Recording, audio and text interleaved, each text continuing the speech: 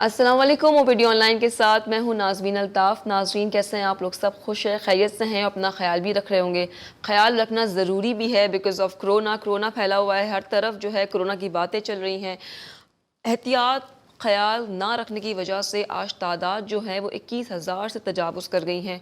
बहुत सी डेथ्स हो चुकी हैं क्योंकि हम अपना ख्याल नहीं रख रहे, क्योंकि हम सोशल डिस्टेंस मेंटेन नहीं कर रहे, क्योंकि हम मास्क का इस्तेमाल नहीं कर रहे, बिला वजह हम घर से बाहर निकल रहे हैं, कोई SOPs फॉलो नहीं की जा रही।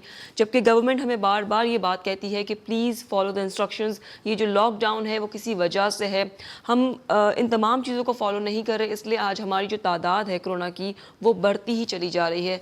एनीवेज़, हमें बहुत ख्याल रखना चाहिए अपना, अपने तमाम लोगों का। आपके जो प्यारे हैं आप उन्हें खुद समझाएं, उन्हें कहें कि एहतियात कीजिए ताकि हम इस वबा से जल्दी निजात पा सकें। शो का बाकायदा आगाज़ करते हैं। आज हम अपने शो पे डिस्कस करेंगे जिगर और गुर्दे के हवाले से, जो कल भी हमने डिस्कस किया था। डॉक्टर साहब ने बहुत सी चीज़ें आपसे डिस्कस करी, बहुत सी चीज़ें बताई भी, क्या एहतियात करना चाहिए, कौन सी मेडिसिन लेनी चाहिए। आज भी हम इस टॉपिक पे बात करेंगे। जो भी आपके क्वेश्चंस हैं, जो भी क्वेरीज़ हैं, जो कल आप नहीं कर पाए थे हमसे, वो आज आप कॉल कर सकते हैं हमारे शो में। सबसे पहले मैं डॉक्टर साहब को वेलकम करना चाहूँगी अपने शो में। डॉक्टर साहब अस्सलाम वालेकुम, कैसे हैं आप? वालेकुम सलाम, अल्हम्दुलिल्लाह ठीक ठाक। डॉक्टर साहब, आज भी हम अपने शो पे डिस्कस करेंगे गुर्दे और जिगर के हवाले से। चूँकि बहुत सारी प्रॉब्लम्स हैं, जब इंसान इन चीज़ों में मुब्तला हो जाता है तो वो फिज़िकली तो वीक होता ही है, साथ ही साथ वो फाइनेंशियली भी बहुत डिस्टर्ब हो जाता है। सबसे पहले मैं करना चाहूँगी कि जॉन्डिस और नमूनिया, उसमें क्या फ़र्क है? मेरे ख्याल से जॉन्डिस नहीं, और ये जॉन्डिस मेरा एक्चुअली सही, सवाल में वो हो गया। ठीक है। जी हेपेटाइटिस और जी, जॉन्डिस की जब हम बात हेपेटाइटिस। करते हैं तो जॉन्डिस बेसिकली सिम्टम्स हैं येलोइश डिस्कलरेशन, यानी स्किन में, और आपने देखा होगा आँखों के गिर्द और नाखून में इसमें पीलाहट आ जाना। जी तो ये एक सिम्टम्स और साइन की तरह अपीयर होता है, जो कि वैसे भी फिजिकली भी नज़र भी आ रहा होता है, बिल्कुल। और पेशेंट उसमें कैफियत से गुजर रहा होता है, ठीक है। ठीक है, जिसमें वो तमाम फीलिंग्स आती हैं जो कि बेसिकली हेपेटाइटिस।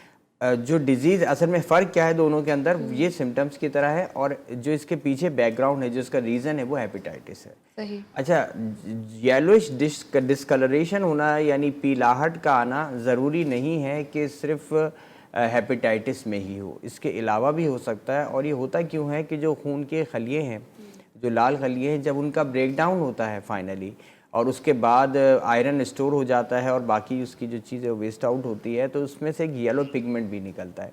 ये येलो पिगमेंट की मिकदार अगर बढ़ जाए तो वो जॉन्डिस की शक्ल इख्तियार कर जाती है। सही। तो हेपेटाइटिस के अंदर ब्रेकडाउन बहुत ज़्यादा हो रहा होता है, तो ऐसी सूरत में जो अपीयरेंस है, येलोइश अपीयरेंस, वो बहुत ज़्यादा होती है। ठीक है, तो सर ये बताइएगा कि क्या जॉन्डिस जो है वो बहुत ख़तरनाक है? एक कॉलर भी है, अगर आप कहें तो मैं ले जी जी। सकती हूँ। अस्सलाम वालेकुम। हेलो। हाँ। जी अस्सलाम वालेकुम। वालेकुम सलाम। जी, कौन बात कर रहे हैं, कहाँ से? जी मैं मोहम्मद असलम बात कर रहा हूँ लाहौर से। जी, क्या सवाल है आपका? जी मेरा ये सवाल है कि अरसा 3 साल से मेरे डायलिसिस हो रहे हैं, तो इसमें मैं ये चाहता हूँ कि गुर्दों के मुताल्लिक मैंने सवाल किया है आपको। मैं ये जानना चाहता हूँ कि इसके अलावा डायलिसिस के अलावा कोई इसका और हल है या कोई क्या चीज़ इन्होंने बताई मेडिसिन या असलम कोई साहब? दवाई असलम वगैरह? साहब क्या कहना चाहते हैं आपको, सॉरी, क्या महसूस होता है? तो वैसे ये है कि अरसा 3 साल से मेरे डायलिसिस हो रहे हैं। डायलिसिस हो रही है? डायलिसिस? जी जी अच्छा डायलिसिस, हाँ ठीक, जी। Okay okay. जी, और मैं ये जानना चाहता हूँ कि जी इसके अलावा डायलिसिस के अलावा कोई इसका कोई हल हो, या जिससे मेरा तबीयत में बेहतरी आ जाए, या कोई, जी जी। क्योंकि डॉक्टरों ने तो यही रिकमेंड किया कि सिर्फ इसका जो है ना वो आपको ट्रांसप्लांट करवाना पड़ेगा। ठीक है। अच्छा, क्रिएटिनिन आपका कितना है? क्रेटनी इस वक्त डायलिसिस के दरमियान जो मैंने चेकअप करवाया, यूरिया तकरीबन 75, ठीक और है, जो मेरा क्रेटनी तकरीबन 10 और 11 के दरमियान। ठीक हो गया। ठीक अच्छा है। देखिए असलम जी साहब, बात यह है कि इस क्रिएटिनिन लेवल के ऊपर ये बहुत ज़्यादा है, जो अभी आप बता रहे हैं 10 या 11 लेवल पे पहुंचना, इसका मतलब है किडनी बिल्कुल काम नहीं कर रहे हैं, ठीक है ना। ऐसी ऐसी सूरत में हफ्ते में 2 से दफ़ा या 3 दफ़ा भी डायलिसिस करना पड़ जाता है, और यूरिया लेवल भी अच्छा मतलब ज़्यादा है, 75 हुआ है। अब पॉइंट ये है कि अगर तो किडनी फंक्शंस, कुदरत का निज़ाम है, अल्लाह बेहतर समझता है, अगर तो किडनी खुद से फंक्शन शुरू कर दे, बेहतरी आ जाए, हमारी भी दुआ आपके लिए। लेकिन जो बज़ाहिर नज़र आता है, जो इस वक्त सिचुएशन है, तो उसमें लगता नहीं कि किडनी जो है वो प्रॉपर्ली फंक्शन कर रहे हैं। और ये चीज़ होगा क्या कि अगर सिर्फ डायलिसिस पे भी रहा जा सकता है एक हद तक, डायलिसिस अगर आप करें, लेकिन उसमें प्रॉब्लम ये आती है, बाज़ औक़ात के इन्फेक्शंस के चांसेस हो जाते हैं, ठीक है, वीकनेस भी डेवलप होती है। रीनल ट्रांसप्लांटेशन बिल्कुल एक अच्छी चॉइस है, अच्छा एक ऑप्शन है, मैं अगर कहूँ बल्कि एज ऑप्शन, बस उसमें ख़्याल ये रखना चाहिए कि आपके फैमिली डोनर से ही हो, वरना टिश्यू रिजेक्शन जो है, यानी किडनी जो है वो, बॉडी जो है वो किडनी को रिजेक्ट करती है जल्दी अगर वो फैमिली डोनर्स में से ना हो। तो मेरा ख्याल से डेफिनेटली जो आपके सर्जन्स हैं जिनको आपने रेफ़र किया, आप जिनको दिखा रहे हैं, तो डेफिनेटली उन्होंने काफ़ी चीज़ों को पैरामीटर्स देखने के बाद ये डिसाइड किया होगा। तो आप अपने तौर पे कोशिश करिएगा कि जो उन्होंने कहा है उसको फॉलो करें। सही, बहुत शुक्रिया कॉल करने का। एक और कॉलर ने हमें ज्वाइन किया। अस्सलाम वालेकुम। हेलो। हेलो, आवाज़ आ रही? जी बिल्कुल आ रही है। कौन बात कर रहे हैं? मैं यूसुफ बोल रहा हूँ इस्लामाबाद से। जी सर, क्या सवाल है? मैं दो सवाल है मेरे। एक तो ये है कि मेरा लड़का जो है ना यूके में रहता है, तो उसको शिकायतें खारिज की बड़ी, ठीक है, तो मतलब एकदम जैसे चपाकी सी हो जाती है ना, दाने निकलते हैं और वो होंठ वगैरह भी सूज जाते हैं, ठीक है, तो वो बड़ा परेशान रहता है। ठीक है। तो उसके लिए डॉक्टर साहब से। अच्छा, उम्र कितनी है लड़के की? उम्र 40 ईयर्स है। 40 ईयर्स है। और ये कितने अरसे से ऐसा हो रहा है? ये मतलब काफ़ी अरसे से है वो। अच्छा, कभी ठीक हो जाता है, कभी एकदम ये चीज़ हो जाती है। ठीक हो गया। डेफिनेटली ब्लड टेस्ट भी करवाए होंगे यूसुफ। वैसे तो माशाल्लाह, मतलब अगर मैं बात करूँ, यूके में बहुत अच्छी मेडिकल फैसिलिटीज़ हैं, और ऑल्दो के यहाँ से भी बहुत सारे डॉक्टर्स जाते हैं और वहाँ प्रैक्टिस करते हैं। तो दोनों तरीके से ये बात हो सकती है कि हम यहाँ से भी जो सजेस्टिव्स जो हैं हम अपने तौर पे दे सकते हैं आपको। तो आप मुझे प्रोग्राम के बाद कॉल कर लीजिएगा मेरे प्राइवेट नंबर के ऊपर, जो मोबाइल नंबर आ रहा होगा। तो आपसे जो है इसमें अगर कोई टेस्ट करवाए हैं या कोई और चीज़ करवाई है, कोई मेडिसिन उन्होंने एडवाइस की है, वो आप शेयर कर सकते हैं मुझसे, ठीक है? बहुत शुक्रिया कॉल करने का। डॉक्टर साहब, मेरा पहला क्वेश्चन था, क्या जॉन्डिस और हेपेटाइटिस, मैंने आपसे पूछा था क्या होता है, क्या जॉन्डिस जो है वो ख़तरनाक सूरत इख्तियार कर सकता है? इसका जवाब आपने देना है, लेकिन एक ब्रेक के बाद। यहाँ वक्त पर आप मिलते हैं एक शॉर्ट कमर्शियल ब्रेक के बाद।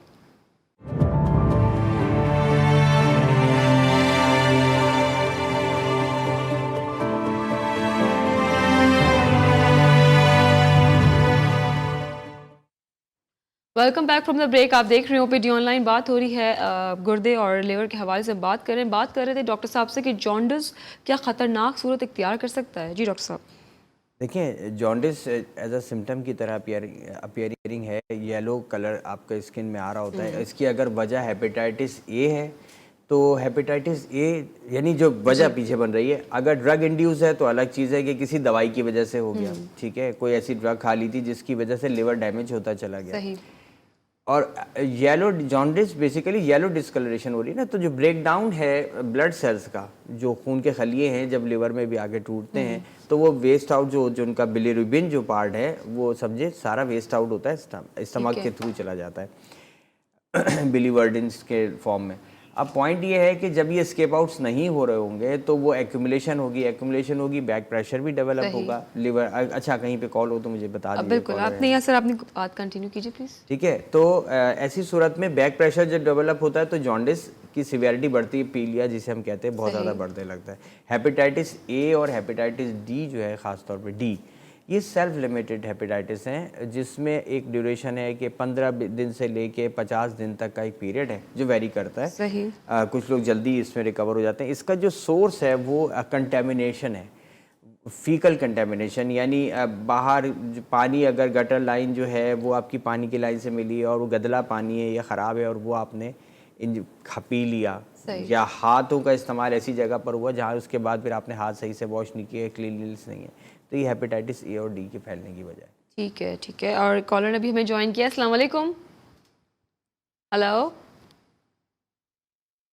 हेलो, अस्सलाम वालेकुम। आई थिंक हमारी कॉल ड्रॉप हो गई है। सर, सबसे इम्पॉर्टेंट क्वेश्चन, जब आपको पथरी होती है वो भी गॉल ब्लैडर में, तो गॉल ब्लैडर अक्सर रिमूव कर दिया जाता है, तो उससे क्या परेशानी आती है और किस तरह से फिर एहतियात करनी चाहिए? देखिए, पित्ते में जब पथरी हो जाए या बगैर पथरी के भी पित्ते में अगर कोई ऐसा इन्फेक्शन हो जाए और उसके बाद उसको निकालना पड़ जाए, तो ऐसी सूरत में होता क्या है कि ये स्टोर होता है। पित्ता खुद क्या है, एक थैले की तरह का स्ट्रक्चर है और उसमें जो रतूबत आ रही है वो लिवर से आ रही है, सही। मुख्तलिफ डक्ट से होती हुई वो पित्ते में जमा हो रही होती है। और पित्ते क्या करता है उस रतूबत का, वो हमारे डाइजेशन में मदद देती है। किस तरीके से, जो कुछ हम फैट्स खाते हैं ज़्यादा मकदार, यानी फैट्स की डाइजेशन में जो मेन चीज़ हेल्पफुल है वो आपके पित्ते की रतूबत है, जिसे आप बाइल जूस भी कहते हैं। सही। तो अब अगर फ़र्ज़ करें वो निकाल दिया जाएगा तो स्टोर फॉर्म में क्या फ़ायदा चीज़ होती है, यानी अगर एक चीज़ भरी हुई हो कि जब ज़्यादा ज़रूरत है तो आपने इसको ज़्यादा कंप्रेस होगा, निकल जितनी रिक्वायरमेंट है ले। लेकिन अगर वो थैली जो है वो नहीं होगी वहाँ पर, जबकि रतूबत बन रही है, तो वो स्टोर नहीं होगी। सही। इसका मकसद है कि फ़ैट्स अगर फॉर एग्जांपल हमने चिकनाई चर्बी चीज़ें ज़्यादा खा ली तो ऐसी सूरत में फिर बदहज़मी के चांसेस इसलिए बढ़ जाएंगे कि जो रतूबत आएगी वो स्टोर होने के बाद नहीं आ रही, वो डायरेक्ट आ रही है, जो कि हल्के हल्के रिलीज़ हो रही है। सही। तो क्वांटिटी का फ़र्क आ जाता है। ठीक है। सर आपसे ये भी पूछूंगी कि फिर आपको किस तरह से एहतियात करनी चाहिए, कौन सी ग़िज़ाएं हैं जो आपको लेनी चाहिए। लेकिन एक कॉलर ने भी हमें ज्वाइन किया। अस्सलाम वालेकुम। अस्सलाम मैम। जी, कौन बात कर रहे हैं? मैं बात कर रहा हूँ जी, क्या सवाल है सर आपका? मैं डॉक्टर से बात करना चाहता हूँ कि मेरी बीवी को ना प्रेगनेंसी की सूरत में हेपेटाइटिस सी का यानी कि ना पॉजिटिव आ गया था टेस्ट। जी, हेपेटाइटिस सी आपकी वाइफ को हुआ, कितना अरसा हो गया? सर पहले नहीं था, जब इनकी ये प्रेगनेंसी मेरी इनकी बेटी हुई है, तो बेटी ना 1 महीने की एज में है। तो सर उस प्रेगनेंसी के दौरान हमने जो टेस्ट करवाया था ना खून चेक करने के लिए, जी जी जी सर उस दौरान इनके हेपेटाइटिस सी ना पॉजिटिव आ गया था सर। जी जी। तो फिर उनको डायग्नोस हो गया, हेपेटाइटिस सी डायग्नोस हुआ है। जी सर। ठीक सर है। मैं आपसे इनके मिलना चाहता हूँ, आपसे चेक तो कैसे करवा सकते हैं? मिलना चाहते हैं अच्छा, कुछ क्लिनिक? एक्चुअली मेरी रिहाइश तो कराची में ही है, ठीक है ना। जी जी सर। और मैं आपको एडवाइस कर सकता हूँ, गाइड किया जा सकता है, आपको डायरेक्शन बता सकते हैं, ताकि आप वहीं लाहौर में रहते हुए माशाल्लाह बहुत अच्छे डॉक्टर्स हैं वहाँ पर, हमारे सीनियर्स हैं, तो आप उनसे वहाँ कंसल्ट कर सकते हैं, ठीक है ना। तो आप मुझे प्रोग्राम के बाद कॉल कर लीजिएगा, कोई रिपोर्ट्स हैं आप मुझसे शेयर करिएगा, ठीक है।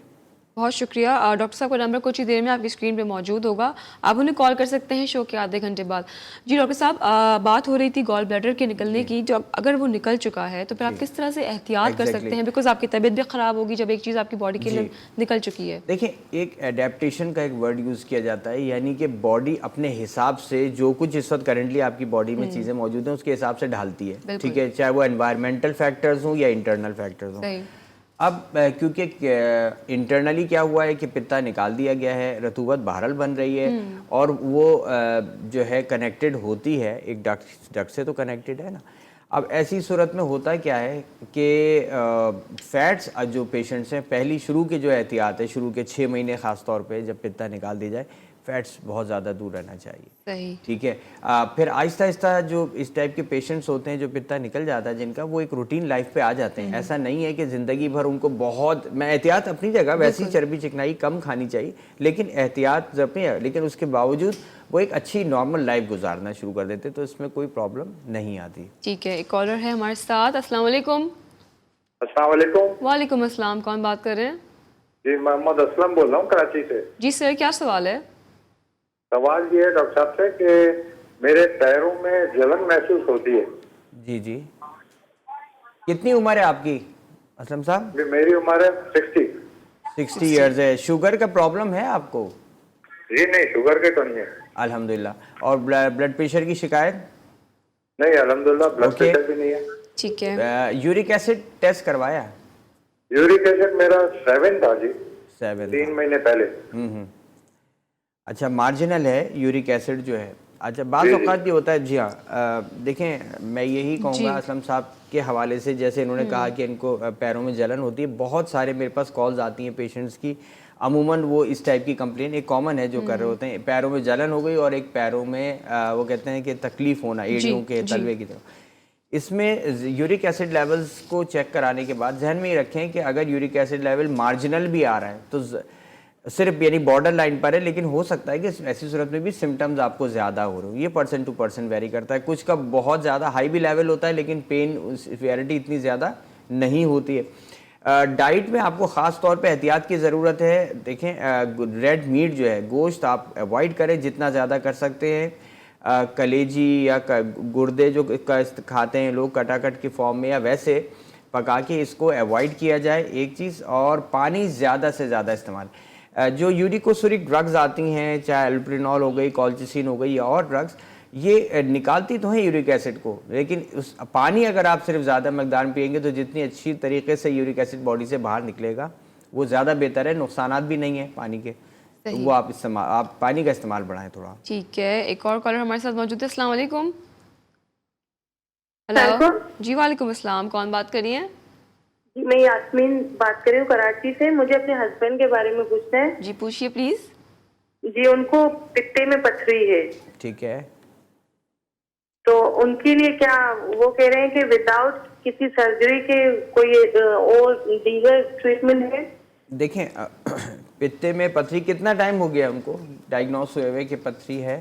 ये अभी 8 से 9 माह पहले उनको डायग्नोस हुआ है। अच्छा, और इस दौरान कोई सीवियर अटैक या पेन तो नहीं हुआ बीच में? हाँ, ये जॉन्डिस हुआ था इनको बहुत ही। ठीक है, यानी कि सीवियर अटैक था इनका, इनको कुछ भी अच्छा नहीं लग रहा था। अच्छा उम्र कितनी है इनकी? इनकी 37। अच्छा ठीक है, ठीक हो गया। देखें बेहतर तो ये है कि पित्ते को निकलवा दिया जाए, क्योंकि बाज़ वक़्त ऐसा होता है कि पित्ता में जो पथरी है वो तंग नहीं कर रही होती और पेशेंट बहुत टाइम जो है 1.5 साल 2 साल से भी ज़्यादा पीरियड गुजार जाते हैं इस पथरी के साथ। कभी साल में 1 दफ़ा या 2 दफ़ा वो उसके जो एजेस हैं, जो क्रिस्टल्स की तरह के यानी जो निकले नोकें हैं, वो कभी टकराती हैं और पित्ते के अंदर जो है वो इन्फ्लेमेशन कॉज कर सकती हैं। बाज़ औक़ात इन्फेक्शन भी हो जाता है। ऑब्स्ट्रक्शन का जैसे आपने कहा कि जॉन्डिस हुआ यानी उसने डक्ट को भी ब्लॉक किया, ऐसा भी है। तो ऐसी सूरत में निकलवा देना बेहतर है, क्योंकि खुदा न खास्ता एक्यूट, मैं डरा नहीं रहा लेकिन बताना चाह रहा हूँ कि बाज़त ऐसा होता है कि वो डक्ट कम्प्लीटली ऑब्स्ट्रक्ट हो गई। अब ऐसी सूरत में एमरजेंसी सर्जरीज करनी पड़ जाती हैं, खासतौर पे अगर वो इन्फेक्टेड हो जाए।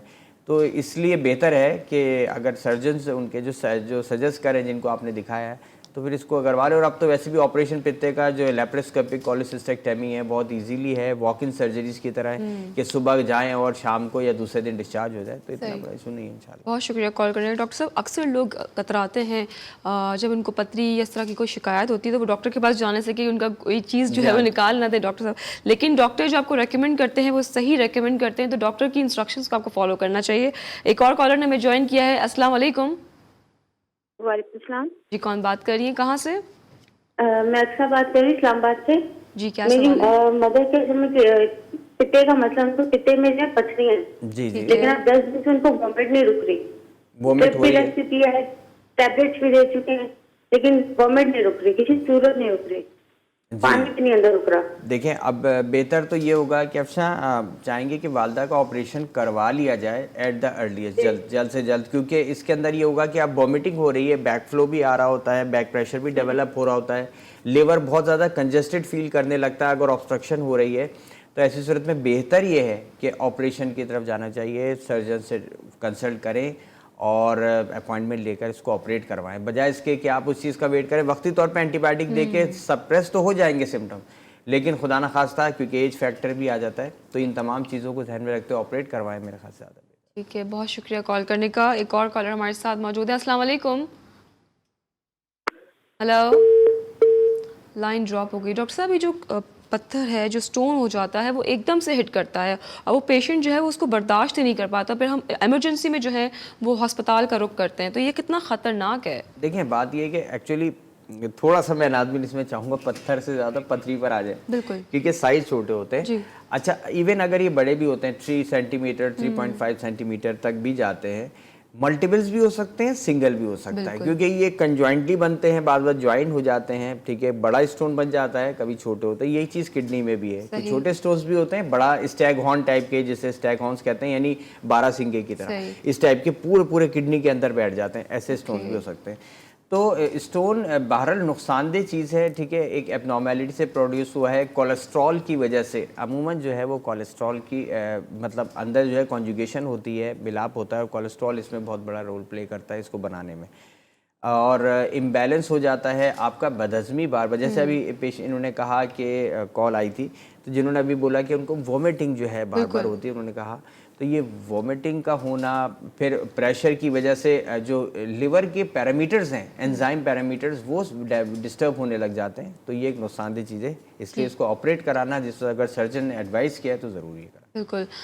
यहाँ फ़िलहाल वक्त हुआ एक ब्रेक का, मिलते हैं आपसे शॉर्ट कमर्शियल ब्रेक के बाद। देखते रहिए ओपीडी ऑनलाइन।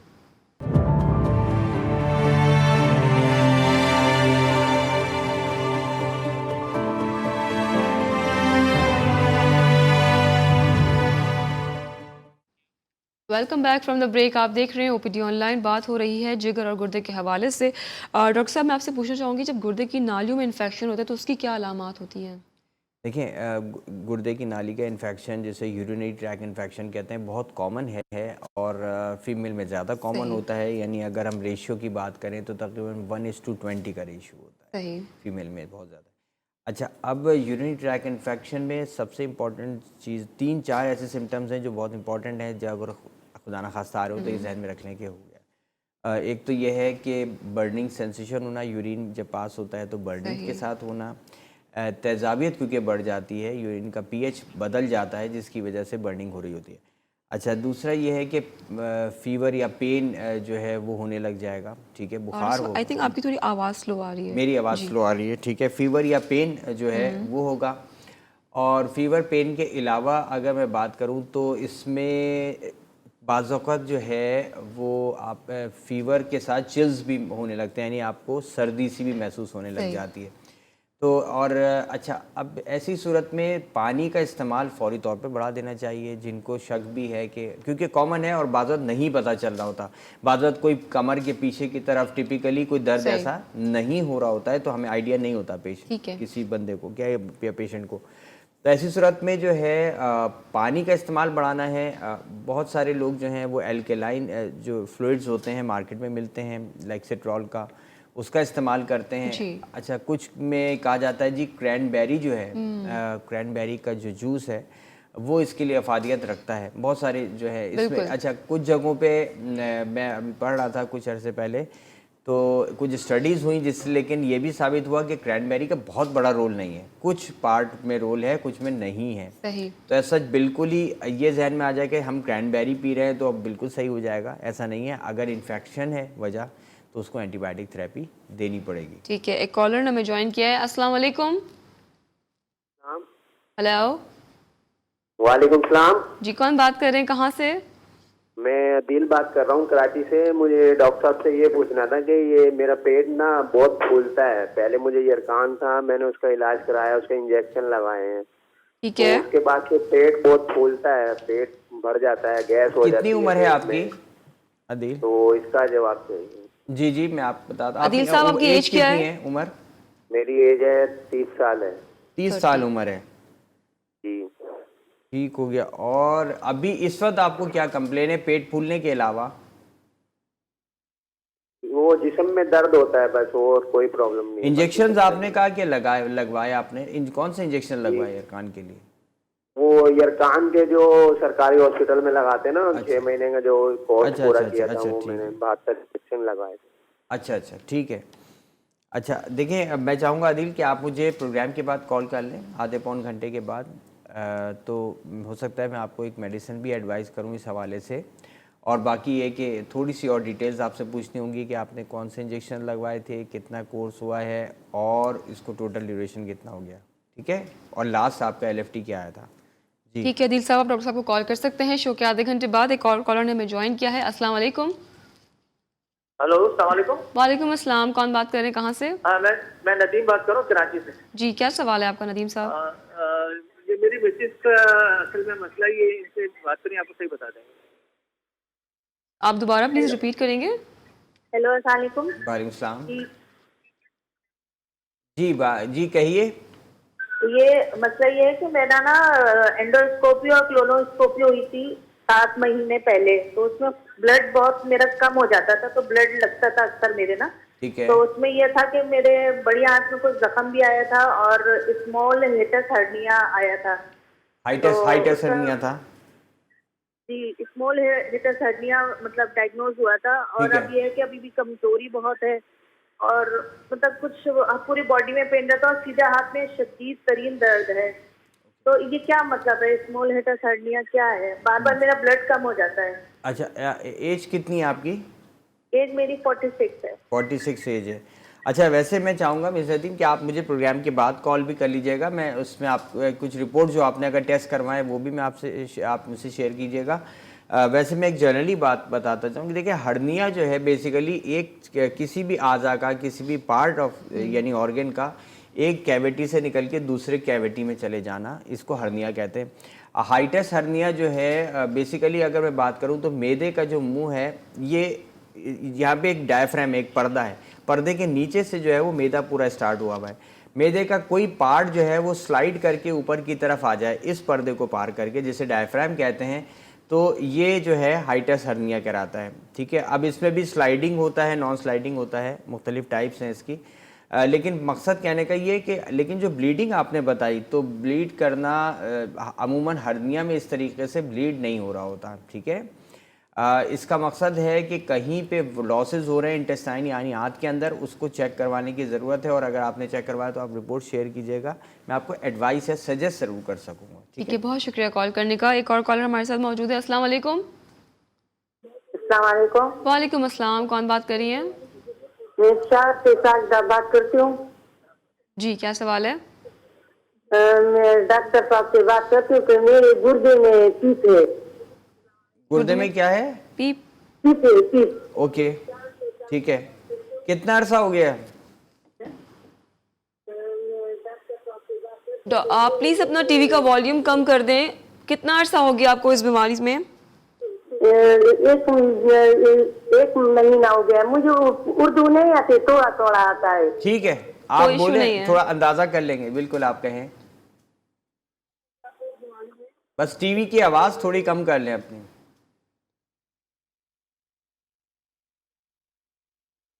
क्या मसाइल हो रहे हैं आपको इस वजह से, गुर्दे में पीप के हवाले से बताएं प्लीज़। मेरे कमर में ज्यादा दर्द है और बुखार है आपको? ज्यादा दर्द है। बुखार है और गुर्दे में ज्यादा दर्द है। बुखार है? हाँ, बुखार बहुत ज्यादा है, दर्द। ठीक है, ठीक है, आपकी आवाज़ थोड़ी सी ठीक है, बीच में रिस्टोर हो रही जी। है। मैं ये बताना चाहूँगा कि देखें, ये जो इन्होंने जैसे कहा गुर्दे में पीप है यानी पाइलोनेफ्राइटिस जिसको जी। कहते हैं। ठीक है, पस बन जाता है किडनी के अंदर, और ऐसी सूरत में इन्फेक्शन है बेसिकली ये। बहुत सारे ऑर्गेनिजम्स हैं, मतलब जो बैक्टीरिया हैं जो ये कॉज करते हैं, चाहे वो स्ट्रेप्टोकोकल हो गया, बहुत कॉमन है। पोस्ट स्ट्रेप्टोकोकल ग्लोमेरुलर नेफ्राइटिस जो गले की ख़राबी के बाद डेवलप होता है किडनी के अंदर, ये होता बैक्टीरिया की वजह से, यानी ये जरासीम खून में आ जाता है और फिर ये किडनी को डैमेज कर सकता है। सही। पाइलोनेफ्राइटिस का मतलब ये एज अ होल पूरा किडनी जो है उसमें इन्फेक्शन है, और उसको ट्रीट करने के लिए एंटीबायोटिक दी जाती होंगी। डेफिनेटली इनको भी एडवाइस की होगी और वो हो सकता है वो ट्रीटमेंट ले रही हूँ। बहरहाल मैं इनसे अगर ये चाहें तो मुझे प्रोग्राम के बाद कॉल कर सकती हैं, तो जो भी मेडिसिन इनको एडवाइस की हैं या कोई और मशवरा लेना चाह रहे हैं तो ये ले सकते हैं। बिल्कुल, आप डॉक्टर साहब को कॉल कर सकते हैं। डॉक्टर साहब का नंबर आपकी स्क्रीन पर मौजूद है। शो के आधे घंटे बाद आप उन्हें कॉल कीजिएगा, जो भी आपकी प्रॉब्लम्स हैं वो इंशाल्लाह ज़रूर उनको सॉल्व करें। डॉक्टर साहब, चूँकि हमारा वक्त जो है वो प्रोग्राम का इख्तिताम पर है, आप जाते जाते क्या मैसेज देना चाहेंगे? देखिए, किडनी के हवाले से हो गया, लिवर का, या हम जो भी बात करते हैं, लोग हमें ज़रूर इससे रिलेवेंट पूछना चाहें ज़रूर पूछें। हम इसलिए आइडिया देते हैं ताकि उनके जहन में अगर है तो फोकस हो कि वो क्या क्या पूछना चाह रहे हैं। इसके अलावा जैसे मैं कल की बात करूँ ना, कि कल इंशाल्लाह हमारी कोशिश होगी हम फीवर के हवाले से यानी बुखार के हवाले से बात करेंगे, और जिस्म में दर्द जो कॉमन कंप्लेन है, पट्ठों का खिंचाव और पट्ठों में दर्द होना। मैं जॉइंट्स की बात नहीं कर रहा, मैं ऑस्टियोआर्थराइटिस की बात नहीं कर रहा, मैं मसल्स की और गोश्त की बात कर रहा हूँ। लोगों को बहुत ज़्यादा कंप्लेन होती है, में कॉज भी आती हैं, तो इंशाल्लाह कल हम इस पर डिस्कशन करेंगे। इंशाल्लाह कल हम बात करेंगे जिस्म के दर्द पे और बुखार के हवाले से हम बात करेंगे। आज भी हमने जो बात की वो गुर्दे और जिगर पे बात की। यकीनन डॉक्टर साहब ने आपकी प्रॉब्लम्स बहुत सी हैं जो सॉल्व भी की हैं, और हम आपको, हमारा मकसद है इस प्रोग्राम का मकसद आपको नॉलेज भी देना, आपको आगाही फराहम करना। तो आपसे इंशाल्लाह फिर कल होगी मुलाकात, सेम टाइम सेम चैनल, एक नए टॉपिक के साथ, और बहुत ही अच्छा टॉपिक है। यकीनन आप लोग की बहुत सारी क्वेरीज होंगी, आप कल हमें कॉल कर सकते हैं हमारे शो पे। डॉक्टर साहब मैं आपके साथ ज़रूर मौजूद होगी इंशाल्लाह। आपसे होगी कल मुलाकात। तब तक के लिए अपना, अपने घर वालों का, अपने प्यारों का ख्याल रखिए और एहतियात कीजिए। कोरोना से डरना नहीं, लड़ना है। अल्लाह ने के बाद।